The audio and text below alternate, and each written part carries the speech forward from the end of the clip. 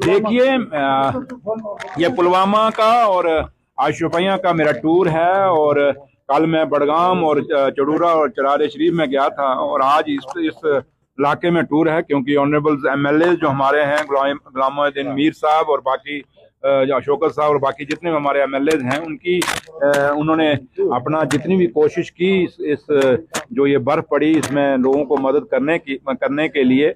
और लेकिन है कि हम रब का, उस मालिक का शुक्रिया अदा करते हैं कि लेट ही सही लेकिन कम से कम बर्फ पड़ी तो है जम्मू कश्मीर में, और खासकर कश्मीर सूबे में।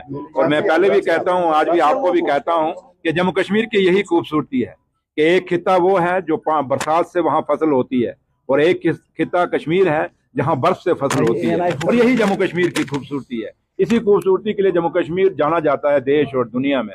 और आज ये बर्फ पड़ी है, इसका बहुत शुक्रिया। और इसका हम नहीं कहेंगे कि हमें बड़ा इसमें दुख हुआ, हमें खुशी है बर्फ हुई है।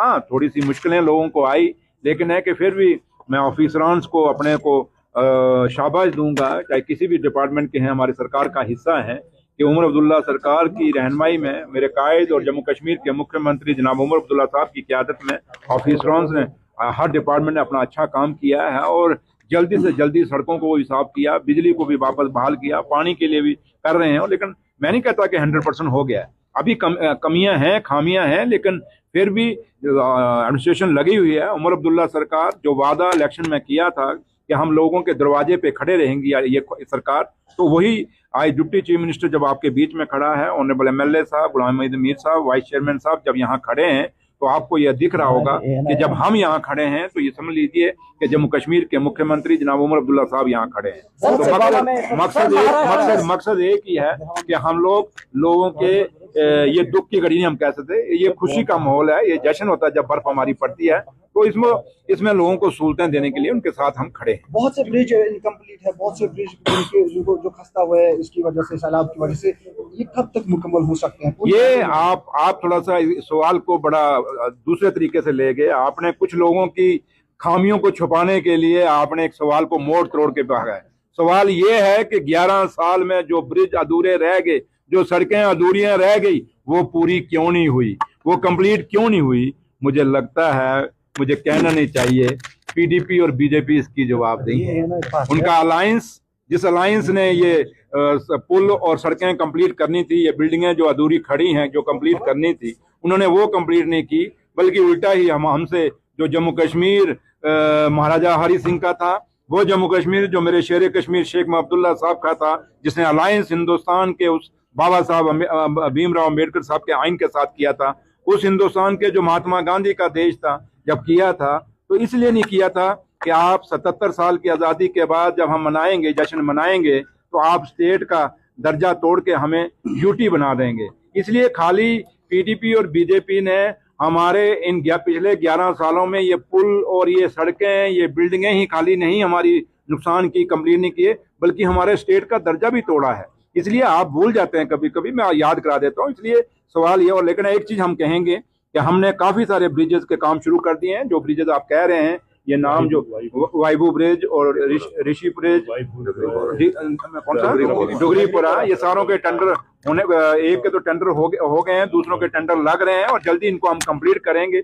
लेकिन ये दूसरे लोगों को कंप्लीट करने थे जो कहते हैं हमने जम्मू कश्मीर को बड़ा अच्छा माहौल दिया, खाक दिया, यही दिया कि टूटा फूटा वो जम्मू कश्मीर हमारे 2014 में उमर अब्दुल्ला साहब ने जब हुकूमत छोड़ी थी, तो पीडीपी और बीजेपी को एक पूरा जम्मू कश्मीर का एक स्टेट का दर्जा, एक स्पेशल स्टेटस का दर्जा दिया था। और आज जब 2024 में हमने वापस हुकूमत संभाली, तो हमें टूटी फूटी वो स्टेट मिली जो यूटी बन के रह गई, और हमारे जो ये टूटे फूटे ब्रिज मिले। लेकिन इतना वादा आपको जरूर करते हैं कि जैसे सनत नगर का ब्रिज हमने आपका कंप्लीट कर दिया, कमरवाड़ी का ब्रिज आपका हमने कंप्लीट कर दिया, ब्लू वर्ल्ड रोड की वाइडनिंग और एक्सटेंशन के लिए हमने वहाँ टेंडर काम शुरू कर दिया है।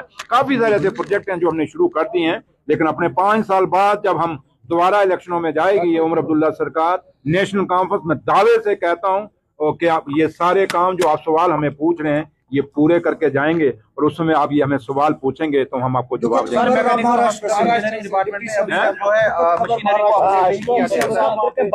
देखिए, बड़ी दुखदाई खबर थी सुबह जब हम उठे, जब ये खबर हमें मिली, और जब हमें टीवियों में हमने सुना, ये खबर सुनी कि शरद पवार साहब, सॉरी अजीत पवार साहब दुनिया में नहीं रहे। महाराष्ट्र के डिप्टी चीफ मिनिस्टर, बड़ा दुख हुआ।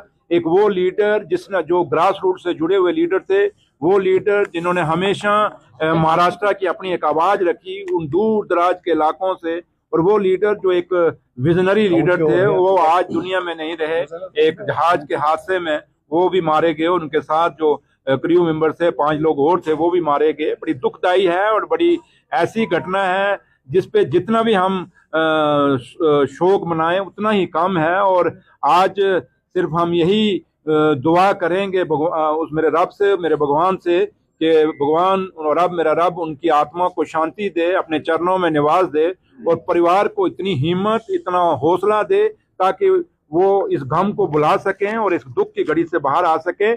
और जो उनके जो परिवार है उनका, जो उनके बच्चे हैं, अजीत पवार साहब के जो भी सपने अधूरे रह गए हैं वो सपने पूरे करेंगे। आप आ जाएं, मशीनरी आप जिस गाड़ी में आप आए हो, आप कौन सी गाड़ी, क्या पता आपके पास कौन सी, मुझे नहीं पता, लेकिन जिस गाड़ी में हो अचानक वो बैठ जाए तो आप क्या करोगे? सर वासुमर्ग एक दूर दराज इलाका है, वहाँ पर, लेकिन वो कह दिया है, हमने कह दिया है, जहाँ खामियां हैं, ऑनरेबल एमएलए ने भी इसको इश्यूज को रेज किया है सारा, तो जहां जहां भी अभी खामियां हैं वो ठीक की जाएंगी। और जहां एक चीज की जो आप नहीं कह रहे, मैं कह देता हूं कि डिमांड आई कि यहाँ कटर नहीं, और ऑनरेबल एमएलए साहब ने भी कहा, वाइस चेयरमैन साहब ने भी कहा, और डिस्ट्रिक्ट एडमिनिस्ट्रेशन ने भी कहा। तो मैंने अपने चीफ इंजीनियर मैकेनिकल को कह दिया है, हम किसी उसमें बजट में डाल के अब कटर की जहां जहां जरूरत है, जो क्रॉनिक एरियाज हैं वर्क के, वहां लगाएंगे। और आइंदा ये चीजें, मुझे नहीं लगता कि आपको ये तकलीफ आएगी। सर कल आपने बड़ी कार्रवाई की है, 5 एम्प्लॉय को सस्पेंड किया है, तो इसका क्या रीजन था? देखिए, हमने कभी भी, हमें ये खुशी नहीं होती कि हम किसी मुलाजिम के खिलाफ काम लें। मैं आप लोगों के माध्यम से एम्प्लॉइज को एक बात कहना चाहूंगा, आज उमर अब्दुल्ला सरकार है, आप उमर अब्दुल्ला सरकार के पहिए हैं और आप सरकार के हिस्सा हैं। और जब मेरे ऑनरेबल एमएलए आपको कोई काम कहते हैं तो वो सरकार का हिस्सा है, वो कॉन्स्टिट्यूशनल पोस्ट पे बैठे हैं। और मेरा मुलाजिम जो है आज की डेट में कोई पॉलिटिक्स करेगा और राजनीति करेगा और ऑनरेबल एमएलए को ऑन बोर्ड नहीं लेगा और लोगों को ऑन बोर्ड नहीं लेगा, और कोशिश ये करेगा कि चंद सिलेक्टेड लोगों के साथ मैं बना के रखूंगा और वो मुझे बचा लेंगे, ये उन सब मुलाजमों के लिए एक मैसेज है कि उमर अब्दुल्ला सरकार काम चाहती है, हम चमचागिरी नहीं चाहते। ना चमचागिरी उमर अब्दुल्ला सरकार ने की है, ना मेरे लीडर उमर अब्दुल्ला साहब ने की है। हमें चमचे ऑफिसर नहीं चाहिए, हमें काम करने वाले ऑफिसर चाहिए। और जो हमने एक्शन लिया है वो चमचागिरी वालों के लिए लिया है, और जो अच्छे ऑफिसर हैं उनकी हमने अंदर जाके तारीफ